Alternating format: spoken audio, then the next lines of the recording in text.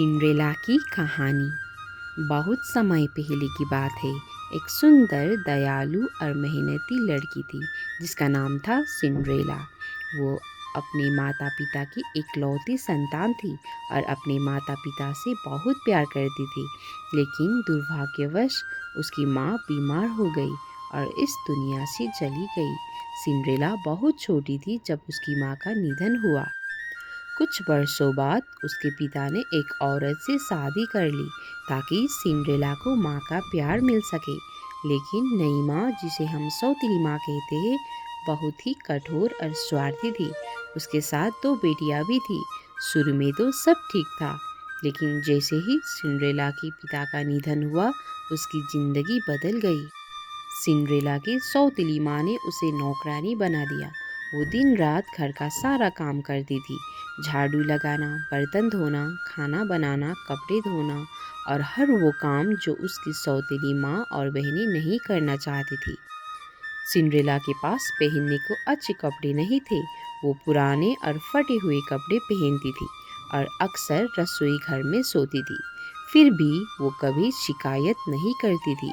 वो बहुत दयालु और आशावादी थी। वो छोटे छोटे जानवरों से, पंछियों से बात करती थी और उनमें भी दोस्त ढूंढ लेती थी। एक दिन पूरे राज्य में ये घोषणा हुई कि राजा का बेटा राजकुमार एक बड़ी पार्टी यानी राजकीय नृत्य समारोह आयोजित कर रहा है, जिसमें वो अपनी भावी पत्नी चुनेगा। ये खबर पूरे शहर में फैल गई और हर लड़की इस आयोजन में शामिल होने का सपना देखने लगी। सिंड्रेला की सौतेली बहनें भी बहुत उत्साहित थे। वो कई दिनों तक सुंदर कपड़े सिलवाती रही, मेकअप करती रही और सिंड्रेला को तंग भी करती रही। सिंड्रेला ने भी सोचा, काश मैं भी जा पाती, लेकिन उसकी सौतेली माँ ने साफ मना कर दिया और उस दिन उसे और ज़्यादा काम दे दिया। सिंड्रेला बहुत उदास हो गई और एकांत में जाकर रोने लगी। तभी अचानक एक जादुई रोशनी चमकी और वहाँ प्रकट हुई उसकी परी गॉड मदर।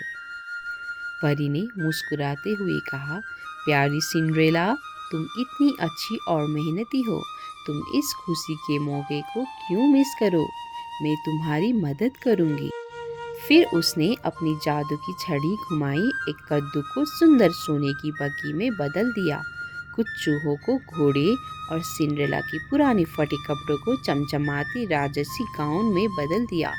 उसके पैरों में चमचमाती कांच की चप्पलें पहनाई। परी ने कहा, मगर याद रखना, रात के ठीक 12 बजे सब कुछ पहले जैसा हो जाएगा। सिंड्रेला बग्गी में बैठकर महल पहुंची। जैसे ही वो वहां उतरी, सभी लोग उसकी खूबसूरती देखकर चकित रह गए। राजकुमार ने उसे देखा और बस उसे ही देखकर रह गया। उसने सिंड्रेला को नृत्य के लिए आमंत्रित किया और वो पूरी रात साथ नाची। सिंड्रेला इतनी खुश थी कि उसे समय का पता ही नहीं चला। लेकिन जैसे ही घड़ी ने 12 बजाए, उसने परी की बात याद आई। वो दौड़ पड़ी। भागते समय उसकी एक कांच की चप्पल महल की सीढ़ियों पर छूट गई। राजकुमार बहुत दुखी हुआ, लेकिन उसने ठान लिया कि वो उसी लड़की से शादी करेगा जो उस चप्पल को पहन पाएगी।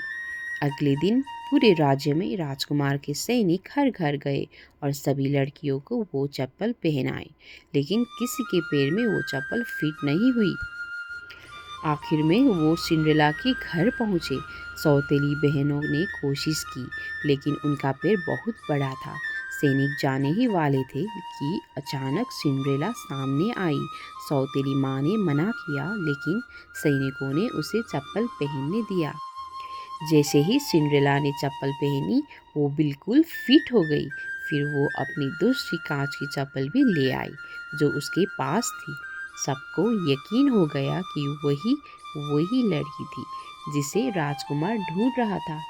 राजकुमार ने सिंड्रेला से शादी की और उसे महल ले गया। सिंड्रेला की जिंदगी बदल गई। वो अब एक राजकुमारी थी, लेकिन उसने अपना सच्चा और दयालु स्वभाव कभी नहीं बदला और वो दोनों खुशी खुशी रहने लगे।